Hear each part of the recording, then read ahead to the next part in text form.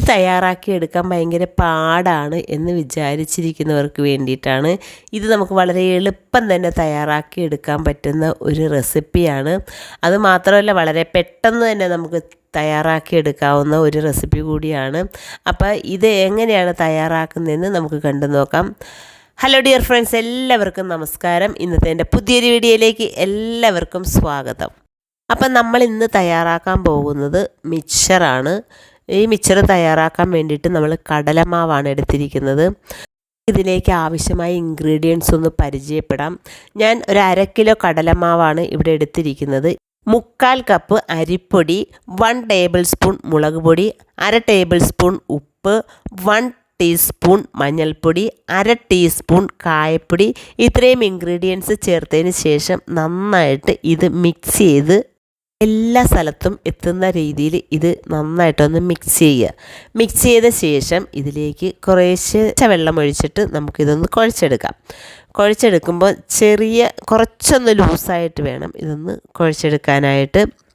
കുഴച്ചെടുത്ത ശേഷം നമ്മൾ ഓയിലാണ് ഇതിന് വേണ്ടി ഉപയോഗിച്ചിരിക്കുന്നത്. ഇതിലേക്ക് ബാക്കിയുള്ള ഇൻഗ്രീഡിയൻസ് നമുക്ക് വറുത്ത് കോരാനുണ്ട്.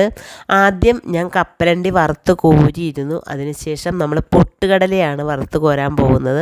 പൊട്ടുകടല ഇട്ട് കൊടുത്ത് അധികം മൂക്കുന്നതിന് മുന്നേ തന്നെ നമ്മളിത് അധികം മൂത്ത് പോകരുത്, ബ്രൗൺ കളർ ആകാൻ നിൽക്കേണ്ട കാര്യമില്ല. അതിന് മുന്നേ തന്നെ നമ്മളിത് വറുത്ത് കോരണം.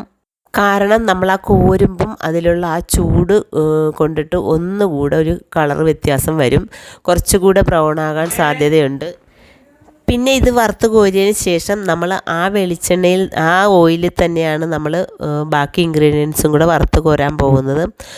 പിന്നെ ഇത് കോരുന്നത് വേപ്പിലയാണ്. വേപ്പിലയും കൂടി ഇട്ട് കൊടുത്തതിന് ശേഷം ഇതിലേക്ക് നമ്മൾ കുഴച്ച് വെച്ചിരിക്കുന്ന മാവ് സേവനാഴിയിൽ ഇട്ട ശേഷം ഇതിങ്ങനെ പരത്തി നമ്മളിത് വറുത്തെടുക്കുക. ഇപ്പം ഞാൻ എല്ലാം ഇവിടെ വറുത്ത് കോരിയിട്ടുണ്ട്. ഇനി നമുക്കിത് മിക്സിംഗ് ആണ് ബാക്കി പരിപാടി. അപ്പോൾ ഇത്രയേ ഉള്ളൂ. നമ്മൾ വളരെ എളുപ്പം തന്നെ ഇത് തയ്യാറാക്കി എടുത്തിട്ടുണ്ട്.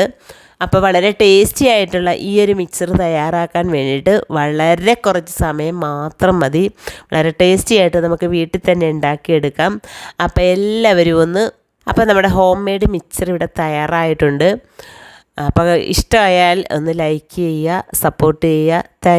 Thank you for watching. അടുത്തൊരു വീഡിയോ ആയി വീണ്ടും കാണാം.